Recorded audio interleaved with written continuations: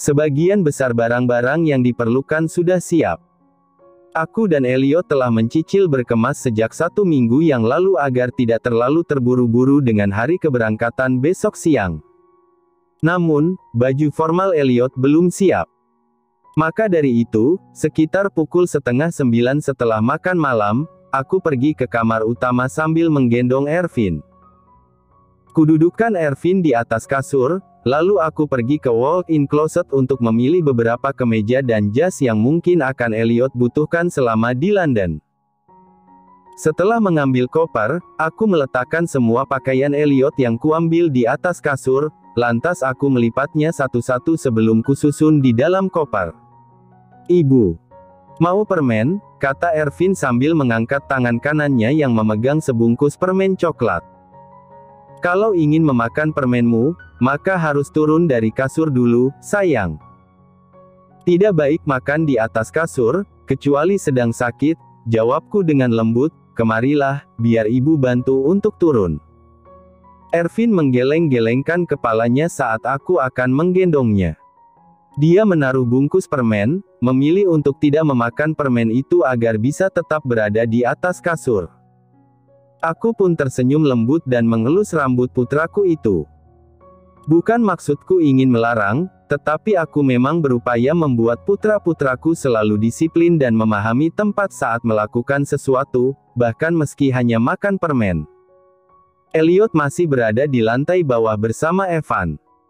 Tadi Ervin merengek karena tidak mau ditinggal olehku saat aku akan meninggalkan meja makan, sehingga aku membawanya ikut ke sini.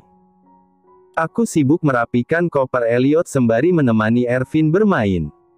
Putraku itu menonton kartun di iPad, lantas tak henti bertanya tentang ini dan itu padaku. Aku tentu menjawab dengan sabar, sesekali menggelitik perutnya dan menciumi pipinya karena gemas. Sekitar 5 menit kemudian, akhirnya Elliot menyusul ke kamar sambil menggendong Evan. "Ayah!" seru Ervin.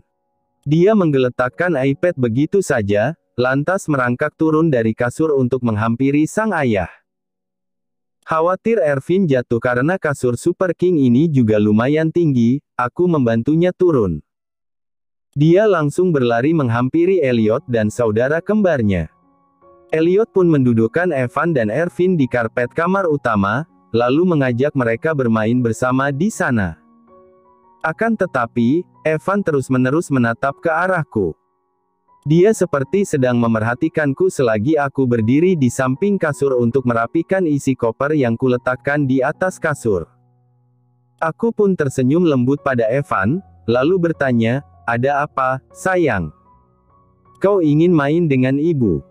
Kemarilah. Mari main bersama." Evan diam saja, tidak merespons. Kupikir dia memang sekadar sedang ingin memerhatikan ibunya karena penasaran. Maka dari itu, aku melanjutkan kegiatanku sambil sesekali memerhatikan Evan dan Ervin yang bermain dengan Elliot.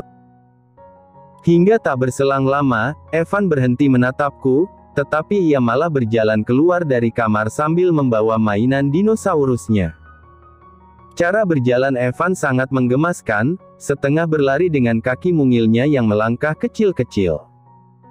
Karena pintu kamar memang tidak tertutup sepenuhnya, dia bisa keluar dengan mudah. "Elliot, tolong susul Evan dulu." Khawatir dia berlari ke dekat tangga. "Dia mungkin ingin mencari botol susunya karena sudah mengantuk dan ingin tidur," kataku pada Elliot. "Baiklah." Elliot mengiyakan. Dia mencium pipi tembam Ervin yang masih asyik bermain mobil-mobilan di karpet, lalu berdiri dari duduknya dan mulai beranjak. Saat Elliot baru saja akan keluar dari pintu kamar, ternyata Evan sudah kembali lagi. Elliot pun menunduk untuk menatap putra kami itu dan bertanya, "Kau dari mana, jagoan? Mau minum susu?" Evan menggeleng-gelengkan kepalanya untuk menanggapi pertanyaan sang ayah. Sepertinya, barusan dia pergi ke kamarnya dan Ervin di sebelah. Dia kembali ke sini sambil membawa tas ransel berwarna biru miliknya, lalu menghampiriku dan memberikan ransel itu. "Ibu ingin pergi?" tanya Evan. Aku mengerutkan kening, tetapi tersenyum padanya. Kupikir dari tadi dia memerhatikanku karena penasaran saja. Tapi ternyata, dia paham kalau aku sedang berkemas barang karena ingin pergi. Anak-anakku sungguh pintar. Evan ikut pergi dengan ibu, katanya.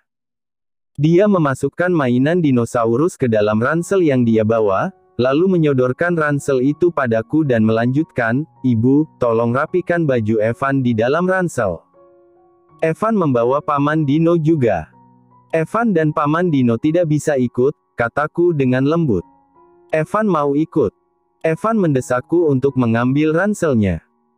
Aku menerima ransel Evan, tetapi kemudian beradu pandang dengan Elliot dan mengisyaratkan pada suamiku itu agar mengajak Evan bicara. Elliot pun menghela napas. Dia menghampiri Evan yang berdiri di dekatku, kemudian berjongkok di hadapan putra kami tersebut.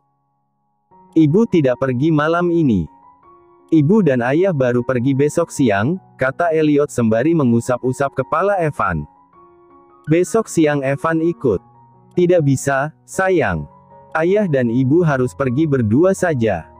"Hanya sebentar, kok," jelas Elliot. "Kau dan Ervin di rumah saja, ya?" "Tidak mau. Ingin ikut ibu," jawab Evan sambil memeluk kakiku. Elliot mencubit pelan pipi Evan karena gemas. Tahu kalau Evan sudah mulai rentan menangis, Elliot malah sengaja meledek dengan berkata, "Pokoknya kau tidak bisa ikut. Ibu hanya pergi berdua saja dengan ayah. Kau tidak boleh mengacau." "Evan ikut." "Tidak boleh. Ikut. Tetap tidak boleh. Ayah akan membawa ibu pergi dan kabur dari rumah." Bibir Evan melengkung ke bawah, menahan tangis. Dia mengambil ranselnya yang kupegang, lalu mengeluarkan mainan yang dia sebut, Paman Dino, dari dalam ransel itu. Sesaat kemudian, dia langsung melempar Paman Dino ke wajah Elliot sambil berkata, "Ayah jahat." Aku tentu kaget melihat Evan melakukan itu. Elliot pun meringis pelan sambil memegangi dahinya yang terhantam mainan dinosaurus. Saat Evan menepuk-nepuk wajah Elliot dengan tangan mungilnya yang terkepal, aku pun langsung menggendongnya agar dia tidak melakukan itu lagi. Evan mulai menangis dan meronta-ronta dari gendonganku, dia juga menjerit sambil menatap Elliot. Kelihatan jelas betapa kesal dia pada ayahnya. Aku menggendong Evan untuk berusaha menenangkannya dulu. Setelah Evan mulai sedikit tenang, barulah aku mendudukkan putraku itu di atas kasur, lalu sedikit membungkuk di hadapannya untuk menyeka bekas air mata di pipinya. "Evan, tidak boleh seperti itu, sayang. Tidak boleh melempar mainan yang cara mainnya bukan dilempar," ujarku dengan lembut. Evan hanya diam dengan sisa-sisa sesenggukannya yang masih terdengar. Walaupun Evan sedang kesal, main tangan dan memukul bukanlah hal yang baik. "Tidak boleh memukul lagi, ya. Kasihan ayah." "Evan paham ibu bilang apa?" tanyaku. Dia manggut-manggut untuk mengiyakan perkataanku, sementara tangannya menunjuk ke arah Elliot dan berkata, "Ayah jahat." Aku tahu Elliot merasa bersalah, tetapi dia malah tertawa, seolah menganggap kekesalan Evan adalah hal yang lucu. Setelah itu, Elliot berbaring di kasur dan membawa Evan ke dalam pelukannya. "Ayah minta maaf. Ayah tidak bermaksud membuatmu kesal." "Maaf, ya," kata Elliot dengan lembut sembari mengusap-usap punggung Evan yang dia peluk. Ervin yang sejak tadi asyik bermain di karpet, tidak mau ditinggal sendirian. Dia berjalan ke kasur dan merengek ingin dipeluk juga seperti Evan. Karena itulah, Elliot menaikkan Ervin ke kasur, lalu dia kembali berbaring sambil memeluk Evan dan Ervin sekaligus dengan kedua tangan kekarnya. Beruntung putra-putraku itu tidak merengek lagi. Selagi Elliot mengajak mereka mengobrol sambil bercanda, Elliot berkata, "Kalian tidak perlu sedih. Kakek dan nenek pasti sudah sampai di bandara, sehingga sekarang mereka sedang dalam perjalanan untuk ke sini dan akan menginap.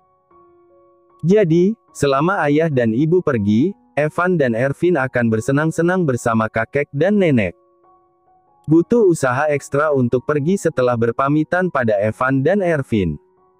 Beruntungnya, ibu mertuaku berhasil meyakinkan mereka kalau aku dan Elliot hanya pergi sebentar. Memang sempat menangis, tetapi akhirnya Evan dan Ervin tidak terlalu lama menahan kami pergi. Saat aku dan Elliot pergi menggunakan mobil untuk ke bandara, mereka berdiri di teras bersama kedua mertuaku. Evan dan Ervin menekuk wajah, tampak sangat sedih saat melihat aku dan Elliot pergi dari rumah. Itu membuatku benar-benar tidak tega. Aku pun sebenarnya tidak mau meninggalkan anak-anakku, apalagi selama berhari-hari. Bahkan tadi malam, aku juga agak berubah pikiran dan bilang pada Elliot bahwa lebih baik, kami sekalian membawa anak-anak saja untuk ikut ke London. Akan tetapi, ada banyak hal yang dipertimbangkan, terutama soal persiapan dokumen untuk keperluan penerbangan, karena dari awal rencananya kami hanya akan pergi berdua. Ayah dan ibu mertuaku pun juga melarangku membawa Evan dan Ervin. Mereka bilang, ini adalah kesempatan bagiku dan Elliot untuk bisa menikmati waktu berdua saja tanpa gangguan, melaksanakan bulan madu yang sudah direncanakan oleh Elliot. Mereka juga bilang bahwa aku tak perlu khawatir soal Evan dan Ervin. Oh, nanti aku dan Elliot juga bisa sering-sering menelepon untuk menanyakan kabar. Evan dan Ervin pasti akan baik-baik saja diurus oleh mertuaku sekaligus para pengasuh. Begitu sampai di bandara JFK New York, aku dan Elliot langsung mengurus segala keperluan sebelum penerbangan. Pada pukul 12:30 siang, akhirnya kami berada di dalam pesawat dan menempati kursi kelas 1. Karena tiap kursi di kabin mewah kelas 1 ini diberi sekat pembatas, aku dan Elliot jadi sedikit berjarak, tetapi tetap persis bersebelahan dan masih dapat saling melihat. Kami pun juga berpegangan tangan di atas bantalan sekat antara kursi kami. "Kau masih pusing?" tanya Elliot. "Setelah kemarin lusa kau bilang kalau kau pusing dan mual, semalam pun kulihat kau minum aspirin sebelum tidur. Sekarang masih pusing, baby? Aku khawatir kau akan mabuk udara atau bahkan mimisan lagi." "Tidak, Elliot. Aku sudah tidak pusing. Kemarin mungkin aku hanya kelelahan, dan sekarang aku baik-baik saja," jawabku. "Bilang padaku jika kau merasa tidak sehat. Jangan diam saja." Dia bicara dengan nada bicara yang agak tegas. "Harusnya aku yang bilang begitu padamu. Kenapa? Karena kau seorang dokter." "Tentu saja." Elliot terkekeh pelan dan menjulurkan tangannya, lalu mengusap puncak kepalaku sambil sedikit mengacak-acak rambutku. "Kau mulai besar kepala. Apakah sungguh tidak masalah jika kita meninggalkan anak-anak?" Aku bertanya 5 menit sebelum pesawat lepas landas. "Ya. Jangan terlalu khawatir," jawabnya. "Tapi, mereka pasti akan sering menangis karena mencari-cari kita. Kau tidak lihat bagaimana tadi wajah mereka terlihat sangat sedih saat kita pergi dari rumah." Hatiku benar-benar perih dan teriris sekali. Elliot menatapku dengan teduh saat aku bicara dramatis. Cara tatapnya jelas menunjukkan bahwa dia mencoba untuk memahami apa yang aku rasakan. Dia sama sekali tidak menghardik, tidak menganggapku bersikap berlebihan, tidak pula menyalahkanku kalau kekhawatiranku yang berlebihan ini akan merusak suasana bulan madu kami.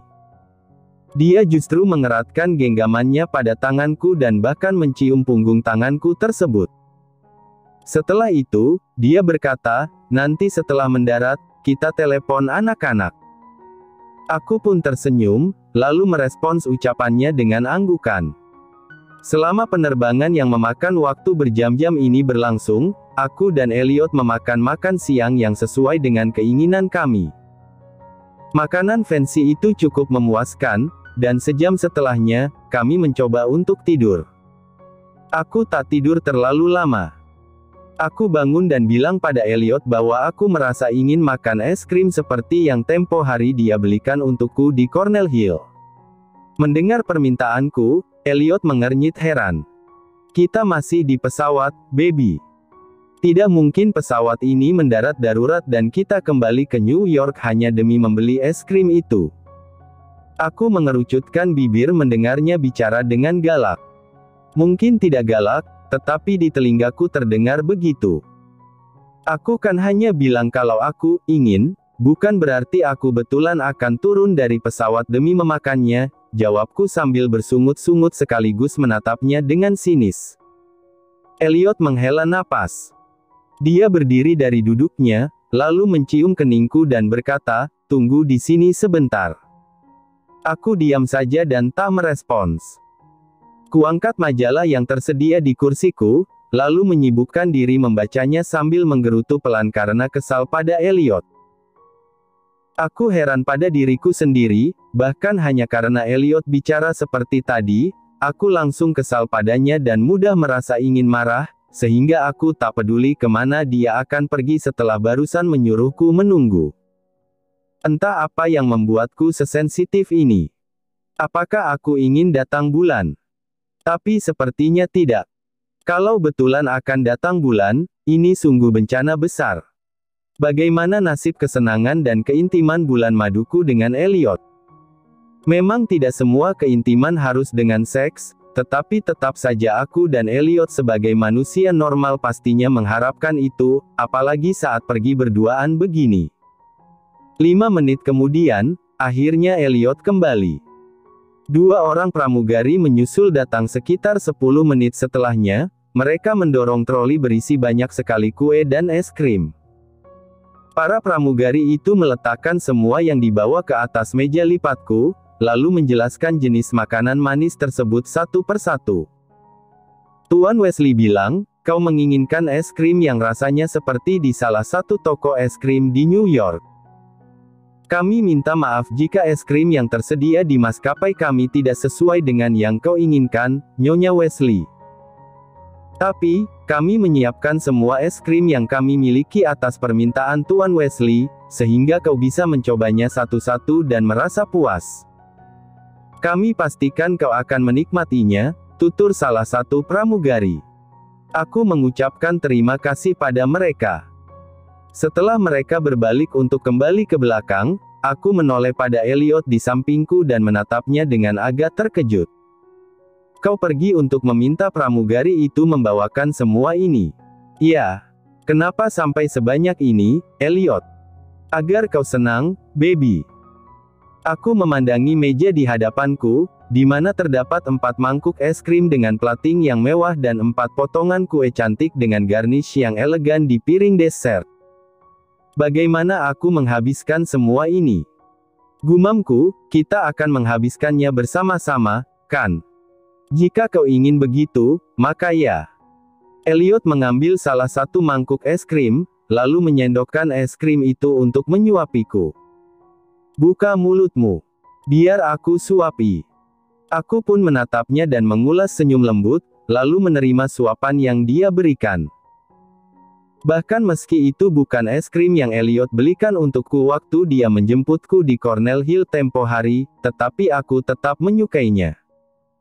Rasa manisnya sangat enak dan pas, berkali-kali lipat lebih enak karena Elliot menyuapiku. Aku pun juga bergantian melakukan hal yang sama. Dia terlihat sangat sumringah ketika aku menyuapinya, terlihat persis seperti Evan dan Ervin saat aku menyuapi mereka. Anak dan ayah memang sama saja, mereka bertiga benar-benar mirip. Setelah penerbangan yang memakan waktu 8 jam penuh, akhirnya pesawat kami mendarat dengan selamat di Bandara Heathrow pada pukul 2 pagi waktu London. Aku dan Elliot turun dari pesawat melewati jalur khusus. Sepanjang keluar dari pesawat sampai mengambil bagasi kami terus bergandengan tangan. Elliot yang mendorong troli berisi koper dan barang-barang kami. Dia sama sekali tidak mengizinkanku membawa apapun. Dia bilang, "Kau kelihatan mengantuk dan sangat kelelahan. Tetaplah berjalan di sampingku, biar aku yang membawa semuanya. Rick sudah menyiapkan segala keperluan kami di London bahkan sebelum kami berangkat." Aku memang belum tahu di mana kami akan menginap, karena Elliot bilang itu kejutan. Namun, aku tahu bahwa Rick pasti sudah diperintahkan oleh Elliot agar menyiapkan sopir khusus untuk kami. Sehingga ketika kami sampai di bandara, kami telah ditunggu dan dijemput oleh sebuah Audi hitam yang dikendarai oleh seorang sopir berjas hitam. Tak hanya itu, ada pula satu mobil lagi yang dikendarai oleh sopir lainnya, di mana sopir itu bertugas membawakan barang-barang kami. Aku dan Elliot masih berada di sekitaran bandara selagi menunggu para sopir memasukkan barang ke bagasi. Kepalaku agak pusing sejak turun dari pesawat. Kemudian tiba-tiba saja, perutku terasa bergejolak oleh rasa mual. Aku pun berbalik sambil menutup mulutku dengan telapak tangan saat rasa mualku mulai merambat ke tenggorokan. Aku langsung berlari ke restroom yang beruntungnya langsung terlihat dan tak terlalu jauh dari area penjemputan. "Kau mau kemana, baby?" panggil Elliot seraya mengejarku. Begitu sampai di dalam restroom wanita, beruntungnya hanya ada satu orang yang baru saja keluar dan restroom itu kosong saat aku masuk. Sehingga aku langsung pergi ke salah satu bilik, lalu berjongkok di depan kloset dan muntah-muntah. Rupanya Elliot menyusulku sampai ke dalam restroom. Mengingat ini restroom khusus wanita dan dia tidak seharusnya berada di sini, tetapi dia khawatir padaku.